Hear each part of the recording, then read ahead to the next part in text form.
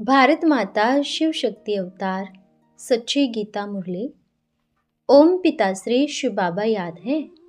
आज है 17/3/2026। प्रातः क्लास। रिवाइज रेट है 25/10/1968। ओम नमः शिवाय। आज बाबा ने कहा, मीठे बच्चे, जी बाबा, सत्य है एक, बाकी सभी है झूठ। सत्य बाबा के हम बच्चे ठहरे और बाबा हमको रास्ता बताते हैं जो हम उनके साथ जाएंगे। तुम संगम पर खड़े हो, दोनों को देखो, कहाँ जाना है, नरक में या स्वर्ग? इसमें मूझने की तो बात ही नहीं। ओम नमः शिवाय। यह है ईश्वरीय नया परिवार इस विश्व पर, इस पुरुषोत्तम संगम युग पर। इसको कहेंगे ईश्वरीय परिवार। ईश्वर को बाप कहा जाता है ना, तो यह है ईश्वरीय परिवार। फिर तुम होते हो दैवी परिवार। इनसे पहले थे आसुरी परिवार। जब आसुरी परिवार है तो इसकी भेंट में ईश्वरीय परिवार भी है। बच्चे भी जानते हैं बरोबर हम ईश्वरीय परिवार के हैं। ऊंचते ऊंचे हमारा बाप ईश्वर, टीचर भी ईश्वर, सतगुरु भी ईश्वर, तो ईश्वरीय परिवार हुए ना। ईश्वरीय परिवार जानते हैं ऊंचते ऊंच का यह ईश्वरीय गुप्त परिवार है। तुम ही जानते हो और कोई नहीं जानते हैं। ईश्वर के बच्चे वास्तव में हम सभी भाई भाई हैं, परंतु यहाँ शरीर के साथ हो तो भाई बहन ठहरे। ब्रह्मा के एडॉप्टेड बच्चे होने के कारण तुमको ब्राह्मण कहा जाता है। यह पवित्र रहने की युक्ति है। प्रजापिता ब्रह्मा के बच्चे तो जरूर देहधारी है ना। फिर विदेही हो तो शिव बाबा की संतान कहेंगे, फिर परिवार नहीं कहेंगे। संतान हो गए भाई भाई। हम आत्माएं सभी भाई भाई हैं। बाप भी बैठा रहता है वहां, भाई भाई और बाप है। बाप समझा रहे हैं, यह समझाने तुमको कल्प कल्प मिलती है। बाप बगैर और कोई दे न सके, भगवान ही आकर मुख से समझाते हैं। तो ईश्वरीय परिवार को कितना अथाह खुशी होनी चाहिए। हम ईश्वरीय परिवार के हैं। वह तो सतयुग के मालिक होंगे ना। ईश्वर सतयुग की स्थापना करते हैं। बच्चे जानते हैं हम ईश्वरीय परिवार के हैं। दैवी परिवार के बनने के लिए पुरुषार्थ कर रहे हैं। रूहानी ज्ञान रूहानी बच्चों को सिवाय रूहानी बाप के कोई दे नहीं सकता है। यह नई बातें तुम सुनते हो। जब अंदर में निश्चय होता है हम ईश्वरीय परिवार के हैं, भविष्य में सतयुगी दैवी परिवार के बनेंगे, तो खुशी होनी चाहिए ना। मुक्ति के लिए भक्ति मार्ग में कितना माथा मारते हैं। तुम बच्चे इस झाड़ के पहले पहले शुरुआत में जीवन मुक्ति में रहते हो। शुरुआत में थोड़े होते हैं, उनको सतो प्रधान कहा जाता है। तुम सतो प्रधान थे, जानते हो अभी सभी तमो प्रधान हैं। ये बातें दुनिया नहीं जानती। तुम भगवान के बच्चे हो ना। तुम बच्चे जानते हो हमने पूरा 84 का चक्र लगाया है। कल्प पहले भी जिनको निश्चय हुआ है अभी हो रहा है। ये चक्र फिरता रहता है। रिपीटेशन अक्सर अभी तुम सुन रहे हो। बाप पुरुषोत्तम संगम युग पर ही सुनाते हैं बस। फिर कभी 5000 वर्ष में कोई से यह नॉलेज रचयिता और रचना के आदि मध्य अंत की नहीं सुनेंगे। नहीं सुनेंगे, नहीं सुनेंगे, कदाचित नहीं सुनेंगे। यह है ही रूहानी विद्या और तुम जिस्मानी विद्या पढ़ते हो। अच्छा, सतयुग में तो जरूर शिक्षा मिलती है। वहां जिस्मानी शिक्षा मिलती है व रूहानी। सतयुग में जिस्मानी नॉलेज मिलती है व रूहानी नॉलेज मिलती है। अक्सर ही दो पूछता हूँ। कृष्ण को वहाँ रूहानी नॉलेज मिलती है व जिस्मानी नॉलेज मिलती है। रूहानी बाप मिला ही है इस समय जो रूहानी शिक्षा देते हैं। फिर तो जिस्मानी ही चलती है, रूहानी सिर्फ इस समय चलती है। देवताओं को इस नॉलेज का पता नहीं है, सिर्फ तुम ब्राह्मण ही जानते हो। जब कोई आकर ब्राह्मण बने तब सुने। वर्ण भी मुख्य है, जिनका चित्र भी भारत में है। सिर्फ वह रोंग बनाते हैं, बाप आकर करेक्ट करते हैं। इस समय 100% इनकरेक्ट है क्योंकि इरिलीजियस है। कितना भारत इनकरेक्ट है, कुछ भी नॉलेज नहीं। बाप को सच कहा जाता है। पूछते हैं मैं जो समझाता हूँ विचार कर बताओ मैं राइट हूँ या नहीं। बाप राइट ही बताते हैं, राइट दुनिया स्थापन करते हैं। बच्चे जानते हैं हम बिल्कुल अनराइटिस बन जाते हैं। फिर बाप आकर राइटिस बनाते हैं। राइटिस को कोई गवर्नमेंट थोड़ी जानती है। शास्त्रों में तो ऐसे ही कहानी लिखती हैं जो सभी है झूठा, सच की रत्त भी नहीं। भक्त लोग सुनेंगे तो कहेंगे यह तो हमारे रामचंद्र की निंदा करते हैं। शास्त्रों की निंदा माना रामचंद्र की निंदा। शास्त्रों की पढ़ाई को वह ज्ञान समझते हैं। बहुत शास्त्र जो पढ़ते हैं वह अथॉरिटी है। इस समय कलयुग में सभी है तम प्रधान। शास्त्र में भी है भगवान वाच जो अपन को ईश्वर कह पुजवाते हैं। वह बड़े ही असुर हिरण्य कश्यप है। पढ़ते भी हैं परंतु विश्वास थोड़ी करते हैं। दुनिया है अनराइटियस। राइटियस थी तो कितना सुख था। सतयुग में बड़े सुखी रहते हैं। इस समय कितना दुख है। गाते भी तो हैं सुख दुख हार और जीत का खेल है, परंतु सुख कब दुख कब हार कब जीत कब यह समझे बगैर ही कह देते हैं। आपे ही पूजे आपे ही पुजारी। बाप समझाते हैं हम बच्चों को दुखी नहीं करता हूँ, मैं तो राजयोग सिखलाकर चला जाता हूँ। बच्चे जानते हैं बाप इस कल्प के संगम युग पर ही आते हैं। नई दुनिया की स्थापना, पुरानी दुनिया का विनाश सामने खड़ा है। महाभारत लड़ाई कब लगी थी? जब राजयोग सिखाया है। नई दुनिया में इनका राज्य होता है। तुम कहेंगे श्रीमत पर हम अपनी राजधानी स्थापन कर रहे हैं। बाप पढ़ाते हैं यह निश्चय है तो खुशी में रहना चाहिए ना। कितना सहज समझने का है, मूंझने की तो बात ही नहीं। फिर भी बाबा कहते हैं कुछ भी बात हो तो पूछ सकते हो। नई को सतयुग, पुरानी को कलयुग कहा जाता है। अभी तो सभी कहेंगे आयरन एज्ड वर्ल्ड। यह नॉलेज और किसको मिलती ही नहीं है, ब्राह्मणों को ही मिलती है। पैर शूद्र और देवता के बीच में है, चोटी ब्राह्मण। ये बाजोली है ना। इस नॉलेज को सिमरण करना है। हम 84 का चक्र फिरते हैं।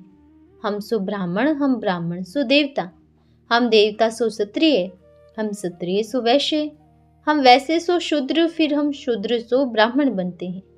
तो बच्चों को खुशी होनी चाहिए ना। जैसे बैरिस्टर समझेंगे अभी बहुत पैसा कमाऊंगा, यह करूंगा। तुमको कितनी अथाह कमाई होती है। अभी तुम समझते हो राम कौन है, रावण कौन है। रावण है आधा कल्प का दुश्मन। तो बच्चों को ज्ञान का सिमरण कर सदैव हर्षित रहना चाहिए। कल्प कल्प ऐसे होता है, नंबरवार पुरुषार्थ अनुसार, ड्रामा के प्लान अनुसार। फिर कल्प कल्प यही रिपीट होगा। अच्छा, बाप को याद करेंगे तो टीचर को जरूर याद करेंगे। दिन प्रतिदिन तुम्हारी खुशी वृद्धि को पाती रहेगी। अभी इम्तिहान में थोड़ा समय रह गया है। कलयुग अंत और सतयुग के आदि का यह है पुरुषोत्तम संगम, जिस पर ही बाप आकर हम बच्चों को ज्ञान देते हैं। इस संगम युग पर ही बाप से बेहद के सुख का वर्षा मिलता है। तो अभी ऐसे बाप की याद में बैठो। जितना याद करेंगे उतना ही विकर्म विनाश होंगे और तुम सतो प्रधान बन जाएंगे। तो शिव बाबा याद है बच्चों को, सत्यु के बादशाह याद है बच्चों को, 84 जन्म याद है बच्चों को। बाप ने समझाया है ना 84 जन्मों के चक्र का ज्ञान। 84 के चक्र के ज्ञान को समझने तुम सुदर्शन चक्रधारी विश्व के मालिक बनते हो। वास्तव में विष्णु को कोई चक्र नहीं है, तुमको यह ज्ञान है। विष्णु को ज्ञान नहीं है, तुम ब्राह्मणों को ज्ञान है, इसलिए तुमको सुदर्शन चक्रधारी कहा जाता है। यह जानने से ही तुम चक्रवर्ती राजा विश्व का मालिक बनते हो। फिर इस पढ़ाई से ऊंच पद पाना है।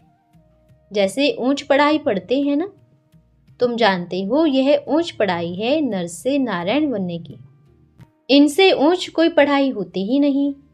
ऊंचते ऊंच भगवान, वही टीचर बन ऊंचते ऊंच पढ़ाते हैं, जिससे नई दुनिया की बादशाही मिलती है। तुम जानते हो और सभी पढ़ाइयाँ वर्थ नोटे पहने हैं, उनसे तुम गरीब ही बने हो। बच्चे जान गए हो बहुत साहूकार थे, फिर भक्ति मार्ग में शास्त्र आदि पढ़ते पढ़ते नीचे गिरे। सबसे ऊंच पढ़ाई यह है जिससे विश्व का मालिक बनते हैं। निश्चय है तो और सभी पढ़ाई छोड़ देनी चाहिए। सब कुछ बेहद के बाप से मिलता है। शिव बाबा के भंडारे से कितने की परवरिश होती है। तुम्हारी ये पढ़ाई है भविष्य की कमाई। तुमको कोई फिक्र नहीं। इस समय तुम ऐसे कर्म नहीं करते हो जो डर लगे। बाबा को बताते हैं, बाबा हमसे बहुत ही भूले हुए हैं, छिछी कर्म किए हैं, खून भी किया है। सबसे बड़ा खून है काम कटारी चलाना, परंतु वह खून भी करते हैं। अभी परमपिता परमात्मा की मत पर चलते हैं तो बहुत ऊंचा वर्षा मिलता है। फिक्रात की बात ही नहीं।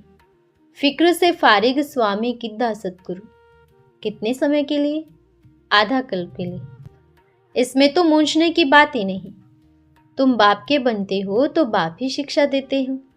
बच्चे जानते हैं पढ़ाई के बाद में हम जाएंगे नई दुनिया में। ये किसकी बुद्धि में नहीं होगा। हम पढ़ने जाते हैं, सतगुरु के संग में जाते हैं। सत्य है एक, बाकी सभी है झूठ। सत्य बाबा के हम बच्चे ठहरे और बाबा हमको रास्ता बताते हैं जो हम उनके साथ जाएंगे। तुम संगम पर खड़े हो, दोनों को देखो, कहाँ जाना है, नरक में या स्वर्ग? इसमें मूंझने की तो बात ही नहीं।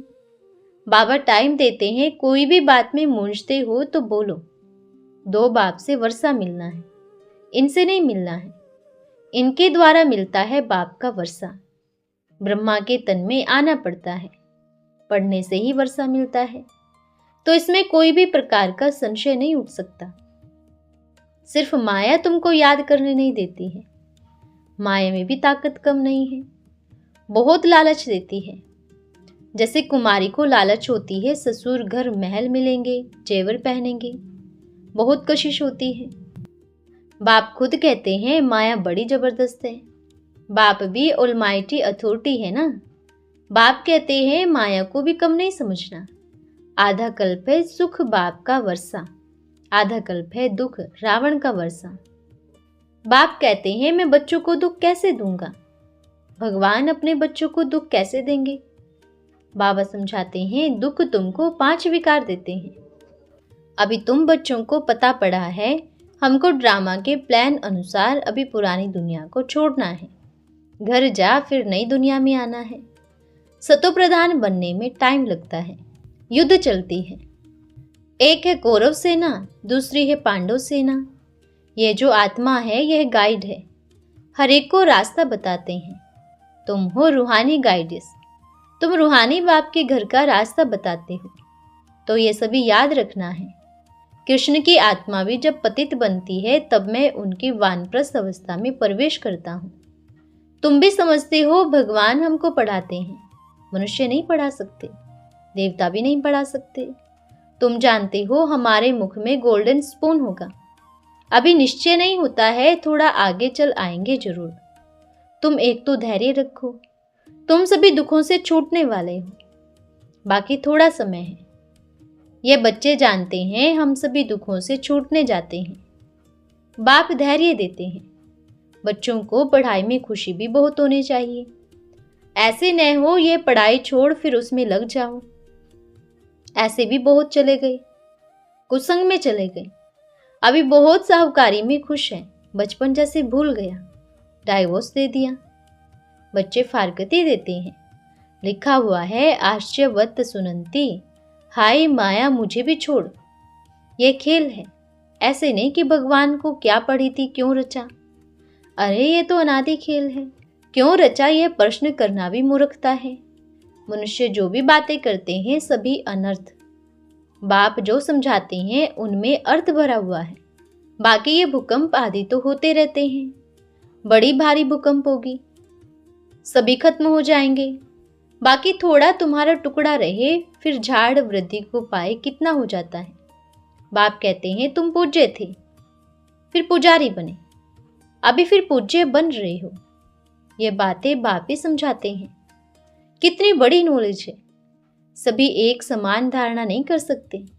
अगर पूरा निश्चय हो तो बहुत पुरुषार्थ करते संशय उठाते हैं तो समझो पूरी भक्ति नहीं की है। पूरी भक्ति की होगी तो संशय नहीं उठाएंगे। बच्चों की बुद्धि में है ना बाबा और निवास स्थान। ब्रह्मा कोई बाप नहीं, सन्यासी ब्रह्म ज्ञानी है। ब्रह्म को तत्व कहते हैं जिसमें आत्माएं रहती हैं, उनको कहते हैं ब्रह्मांड। बाप समझाते हैं मैं ब्रह्म नहीं हूँ, ब्रह्म तो रहने का स्थान है।